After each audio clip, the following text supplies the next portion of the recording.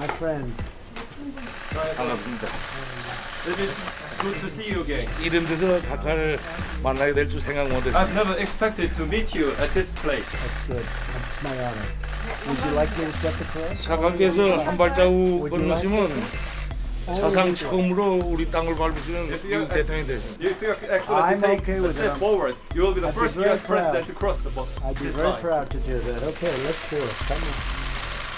여기 위에까지 올라가고 On this episode of Just Informed Talk, on the heels of an unprecedented trip to the Asian Pacific by President Trump, where he was able to make strategic negotiations with most of the major Asian countries, we have a confrontation just off the coast of Alaska, where you have one submarine that's being reported to have been damaged heavily with 14 killed, and it's a Russian sub.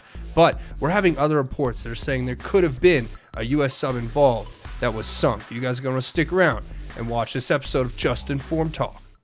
Hi, and welcome to Just Informed Talk. I'm your host, Craig. I always start by saying thank you to everybody who's hit that subscribe button. If you haven't, come here, hit the big red subscribe button, make sure to bell for notifications, and hit the like button if you guys like this content and want to see me make more. So, today we have a crazy story. This is where we always pick up. We look at the Q board where we are still in a holding pattern. We have had Q posts. The last one was on June 27, 2019, and we're just still kind of sitting here waiting for things to happen. And I think right now the situation is getting extremely volatile, and there is some aggressive moves being made by some global players. And this goes back into what I opened with, what you guys saw there, the meeting with North Korea, the fact that we have this incident, quote unquote, in the waters just off the coast of Alaska, where we know that there was a Russian sub that was damaged heavily with 14 casualties. What we don't know is were there any other vessels involved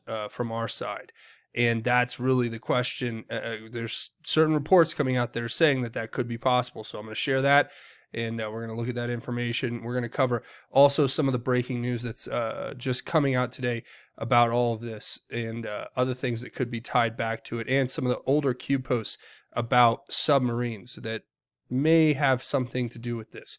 So we're going to look at all that, but before we do, I always encourage everyone to come back here, watch these last few videos, share them on your social media, and get the word out that way. Because look, the way that things go, YouTube is not going to be putting these in any suggested boxes, and if we are really going to go around the mainstream media, we have to do it one share at a time. So you guys just come here, and when you're watching this video, click the share button. It's that easy on any of your social media. And if you're scratching your head going, what is QAnon and what's this guy talking about? Watch this video. What is QAnon, the Great Awakening? It will give you a lot of information that is pretty useful, I think. So you should check that out as well.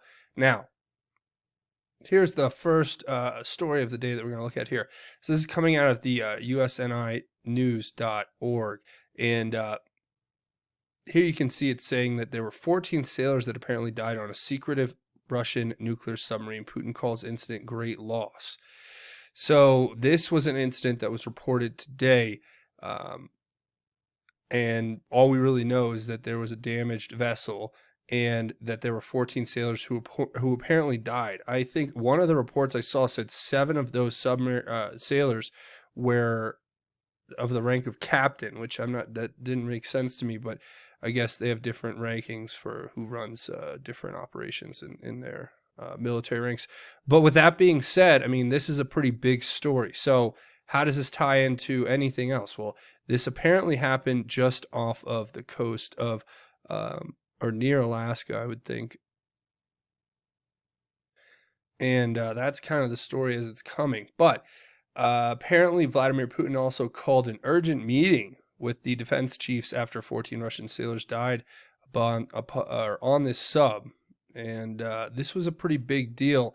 And of course, you know, if they're scrambling and calling a meeting, that means there was something big going on. Well, of course, then you have Vice President Mike Pence, whose plane was diverted and rerouted back to Washington, D.C. to the White House after this incident took place. Obviously, there was something much bigger afoot. And that's really where the story gets very interesting. So Mike Pence is called, he's diverted off of his trip back to the White House. This is, he was supposed to be in New Hampshire for undisclosed reasons at this moment. They say that his flight had to be turned back. Here's the actual tweet where it says, Vice President's Chief of Staff Mark Short just said that the VP was on Air Force 2 at JBA when he was called back. The plane never took off. VP joined POTUS at the White House for other high-level meetings. Issue was not a national security, but VP discussed whatever it was with POTUS briefly. So, conflicting reports, I would say. Obviously, the big takeaway here is that his plane was diverted and he was called back to D.C. So with that, here's Hal Turner. You guys probably maybe have heard of this radio show, but I found this through a tip that was given to me by online. Somebody pointed this story out to me that just came out, and apparently, according to his sources or his speculation at this point, an American submarine was torpedoed and sunk off the Alaska coast. And it says, I'll read this story to you because I want to just read this story from the Hal Turner radio show, and you can basically be the judge of it for yourself. It says, an American submarine operating off the coast of Alaska was reportedly torpedoed and sunk during a firefight with a Russian submarine after the American sub allegedly intercepted the Russian sub in American waters. The Russian submarine allegedly sustained heavy damage in the fight, with upwards of 14 crew killed, but it made it back to the base in Russia. Apparently, this is Hal Turner speaking, saying, I have calls into the Pentagon and to my intel sources seeking to confirm or deny this information. No word on U.S. casualties. It says emergency meetings have been taking place at the White House this afternoon, with Vice President Pence being called back to the White House and having to cancel his scheduled trip to New Hampshire. As Pence was being called back, word broke in Russian media that Russian President Vladimir Putin canceled a public event he had long scheduled and diverted immediately for a meeting with his defense minister. At that meeting, both Putin and defense minister summoned the general secretary of the Russian armed forces to the meeting. It says, while that was taking place, the European Union headquarters in Brussels, Belgium, called an emergency meeting of the EU National Security Council, and separately, the British government called a COBRA meeting for its government. This is a developing story. Check back for updates, and then here's an update. It says, Russian President Vladimir Putin has ordered the country's defense chief to travel to a northern naval base to conduct a probe after a fire on deep-sea research submersible killed 14 crew members. Hal Turner remarked, it says, a fire, huh? Caused by what? A fire with a U.S. submarine, perhaps? It says, Putin on July 2nd called the incidents a terrific loss and told Defense Minister Sergei Shoigu to personally hear reports and direct the investigative committee to definitely establish the causes behind this tragedy. Putin's meeting with Shoigu came after the defense ministry said earlier in the day that 14 sailors were killed when a fire broke out on July 1st aboard a submersible carrying out research work in Russian territorial waters. And Hal Turner remarked, in Russia territorial waters, why the need to say that? Something's fishy already with the public statements from Russia, and US, EU, UK governments do not have emergency meetings over a fire inside Russian submarine. Nope, I don't buy this one bit. This sounds like a cover story to me, still digging via my intel contacts. So,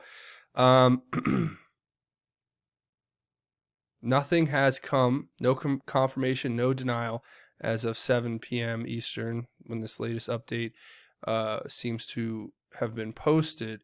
But it says there's two more updates here that I thought were interesting, where it just says, I'll give this intel to you exactly how I just got it.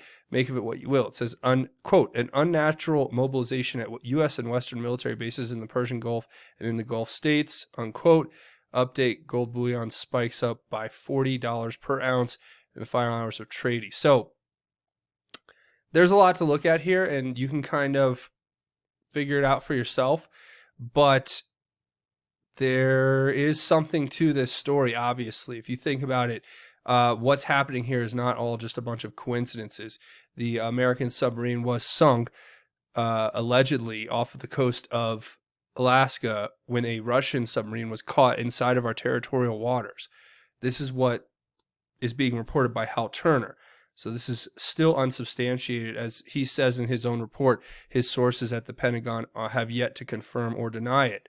So if that's where we're at, what I think when you look at this story is, yes, there is something here. And then if you connect it to a story that just happened today, where you have this Cloudflare worldwide outage caused by, quote, bad software deployment, unquote. And what happened today was pretty incredible. Millions of websites that use Cloudflare were not accessible because of some sort of outage. And I always look at these as possible retaliation attacks, the type of DDoS attacks that could shut down entire networks, which would in turn shut down, entire web systems and how you would be able to access the web. That is obviously another part of warfare that would be the digital side of it. If we were to get into a major global conflict based off of a powder keg incident like what's happened here allegedly what's happened in the waters just off the coast of Alaska, where you have allegedly the possibility that there was a Russian sub that was caught doing something it shouldn't have inside of our waters, and that could have meant some severe casualties. But we're still waiting to hear the reports. And at the end of the day, guys, look, we're here to look at this information because it's very important to understand how this all connects. And here's how it would look if I were to hypothetically say, want to hypothesize on how they would respond. They might knock out an entire network to show us that their cyber attack capability is strong, and it's kind of a tit for tat thing, and you have to work on de-escalation, really, because it's very easy to continue to escalate these kind of attacks on each other's infrastructure. And I think this all kind of started with what I showed you guys at the beginning of this video, the meeting between President Trump and Chairman Kim Jong-un. I really think that hit a nerve with Russia, because I think that Russia's ploy from the beginning has been to make good neighbors with the Chinese and all of the other Asian countries, knowing that that's one of their most vulnerable borders. Even though it is Siberia, they don't have anybody out there really to defend that area. And it's kind of uninhabitable, but at the same time, they want to keep their territorial claims, and they don't want to rile up the Chinese. So if he sees the U.S. and the Chinese becoming closer vis-a-vis North Korea, which is basically right on the border of China, so there is a huge influence from the Chinese there, that you got to understand that this is fully kind of a geopolitical chess game that we're in the middle of here. And I think this all started with there was the New York Times started this.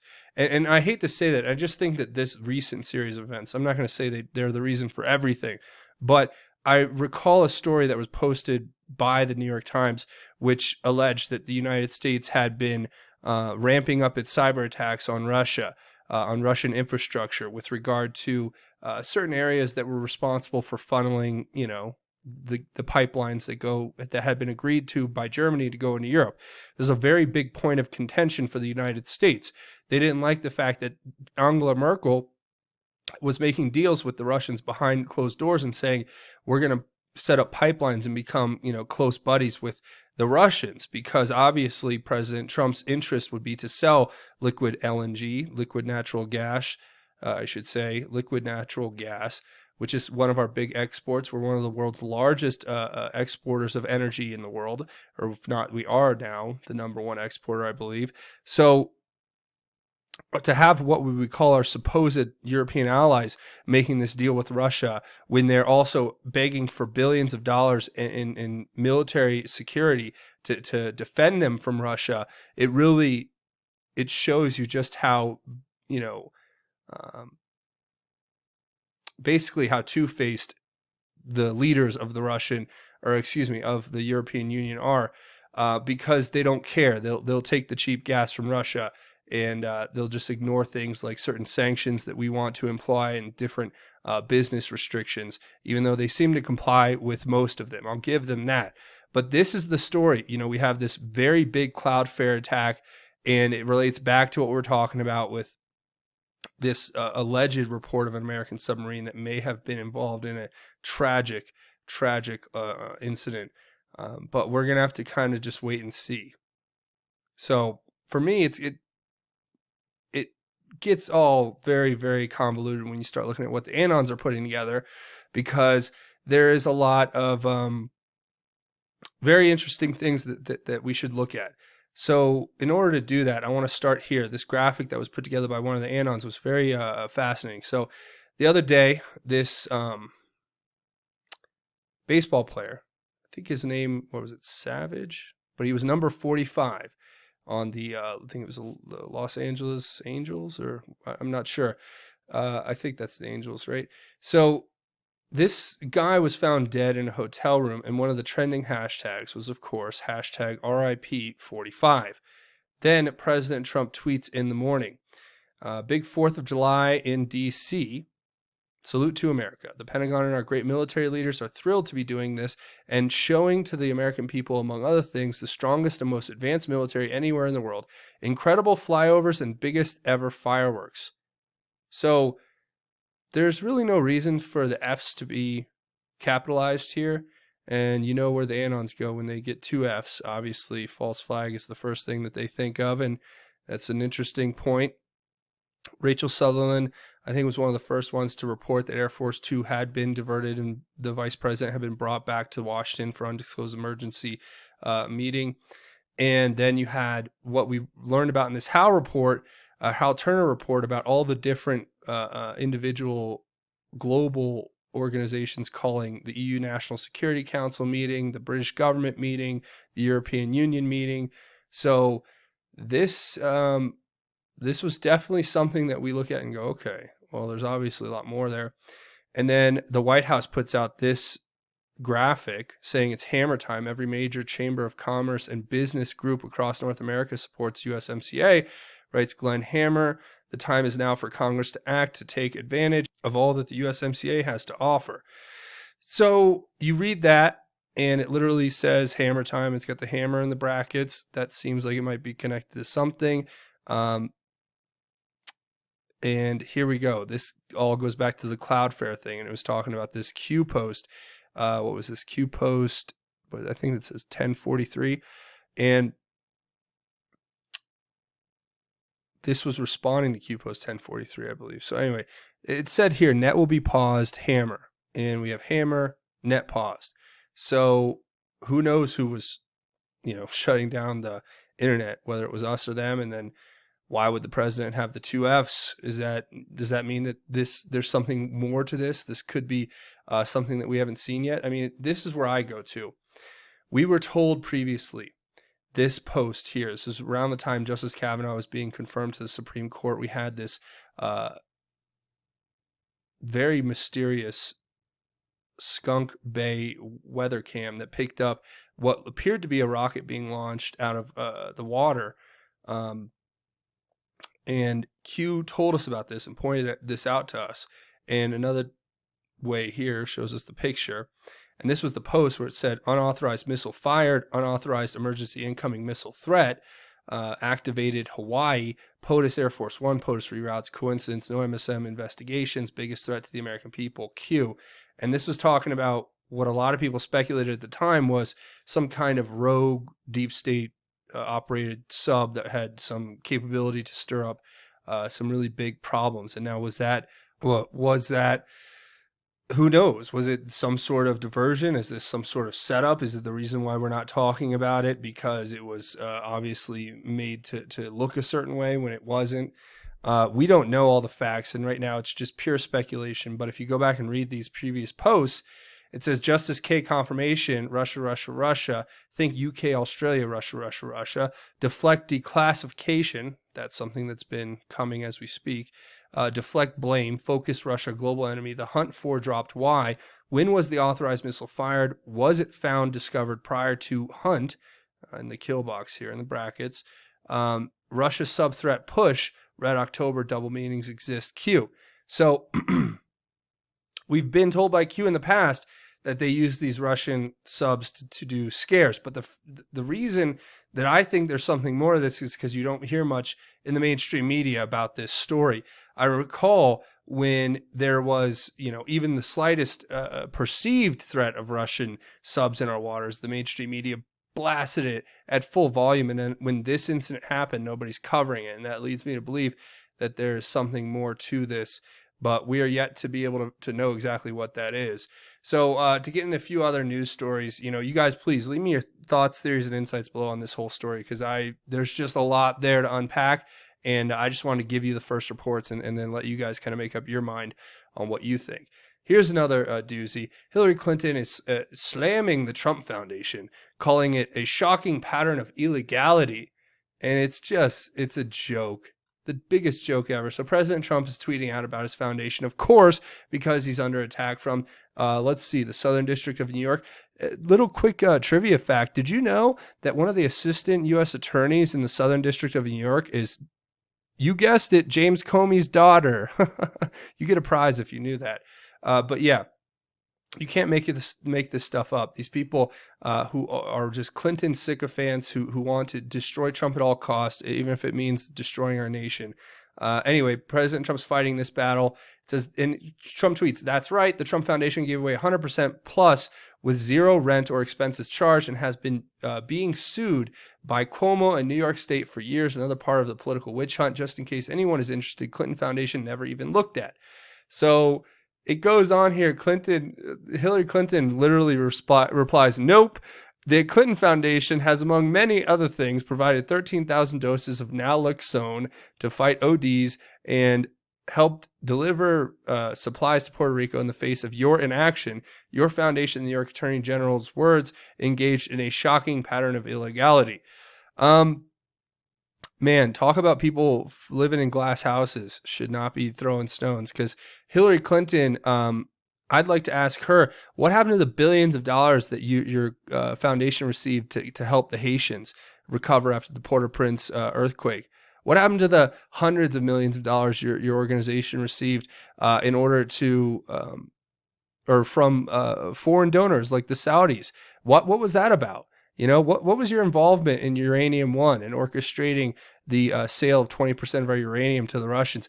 These are very good questions. I don't think that going after President Trump's, foundation, which did nothing, basically, if you're going to get him on something, I bet you the only thing they could ever probably get him on is some sort of tax, like he forgot to pay a tax or they didn't write off something the right way, which is nothing compared to destroying an entire country after it had already suffered one of the biggest losses of life you could ever imagine in Haiti, and just siphoning out money and peddling influence in our country, selling access through your foundation. There's a big difference, Hillary. So I think most people know that. Another thing here. So again, I'm going to keep bringing these stories as they come up. Colorado Springs police arrest 23 people for child sex crimes. And this is a breaking story, but this is exactly what we've been talking about. This I think this is Operation Broken Heart, which was put together. A total of 88 offenders were arrested in Colorado during those 2 months, and 23 in Colorado Springs alone. So this is all still happening behind the scenes. So you guys just got to keep watching those stories as they come out. And of course, finally, the Inspector General has finished his investigation into the FBI FISA abuse. And you're not going to be able to see it until probably sometime around August or sometime after August. So that's something to look forward to. And that's pretty much where we're going to wrap it up. A few things before we go. Come here, click the big red subscribe button. Make sure you hit the bell for notifications. Also, hit the like button if you guys like this content and want to see me make more. Watch these videos, share them on your social media, get the word out that way. And of course, leave your thoughts, theories, and insights below, because I want to hear what you guys have to think about all of this. A few more things before we go. A couple ways you can help out the channel. Also, come over here and find me at justinformednews.com, the official website for Just Informed Talk. You get links to the Q stuff, links to different news websites, breaking news, and of course, the latest videos from the YouTube channel here. And also, you can find me over here at Twitter on Twitter at JustInformU, at JustInform the letter U on Twitter. That's the Twitter handle. We can have a conversation. It's a good way to connect. Yeah, so I hope you guys enjoyed that. A couple other ways you can contribute. Obviously, you can come over here. Patreon is a crowdfunding website, patreon.com. It's a monthly donation. You set it and forget it. You come here, click this button to become a patron. And look, your support is what has kept this channel alive, and your support is what has allowed it to grow. By the way, I will be in Washington, D.C. for the 4th of July Salute to America to live stream. So make sure you keep checking the channel. and keep doing that. Another great way to help out is I have a GoFundMe set up, links to all of that. If you want to make a one-time or anonymous donation, that's why I have a GoFundMe set up. So links to all of that will be in the description, as well as don't forget to check out the Just Informed podcast, my new channel. New video I put up a few days ago. That's going to be a cool way for you guys to get connected. And I might do some live streaming on this channel too. So if you guys are interested, I will be on, right there at the Lincoln Memorial, listening to President Trump give his speech, watching the fireworks in D.C., having a great time celebrating America and celebrating, this glorious land that God has blessed us with. So look for these live streams. And if you're not subscribed, come subscribe to this channel and hit the notification so that if I do start live streaming on this channel, the Just Informed podcast, that you'll get that too. Because like I said, I might do a little live streaming on both channels from the actual event itself, as I will be very busy doing other things as well. So those are cool ways you can help. Links to everything will be in the description. Before we go, we do a segment at the end of each one of these episodes called God's Grace is Greater, where we talk about God's grace and how it is truly greater. And for today's episode, we're going to take this psalm. It's Psalm 20, talking about deliverance in battle. And I thought it was fairly appropriate given the topic that we discuss here today.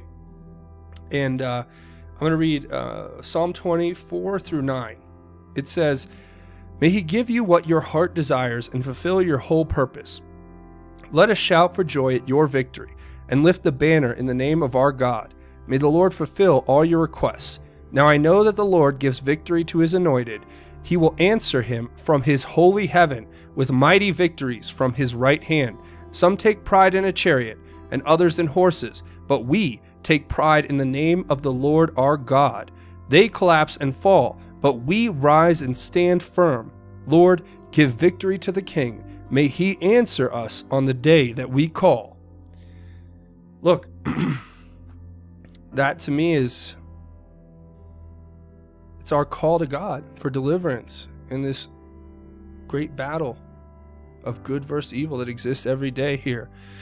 And what we have to remember, especially when we look at stories like this that are mostly out of our control, there's not much we can do to change these situations. All we can do is adapt and put our faith in God first, and remember that no matter what happens, we have God.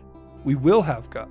I mean, as it says right here, this is one of the verses that really stands out to me. It says, "Some take pride in a chariot and others in horses, but we take pride in the name of the Lord our God. They collapse and fall, but we rise and stand firm." And that's what we're called to do. We're called to rise and stand firm in our faith and spread that faith into the world, and know that every day that we have here is a blessing and a gift from God.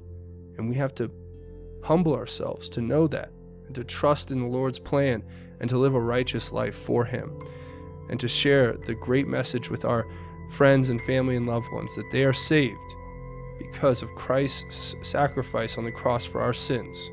And that's something I really want you guys to share and give to your family and friends. But that's where we're going to wrap it up. Thank you guys for coming and watching this episode. Again, come here, click the big red subscribe button, make sure you hit the bell for notifications, and don't forget to hit the like button. Hit it, smash it, punch it, bop it, whatever.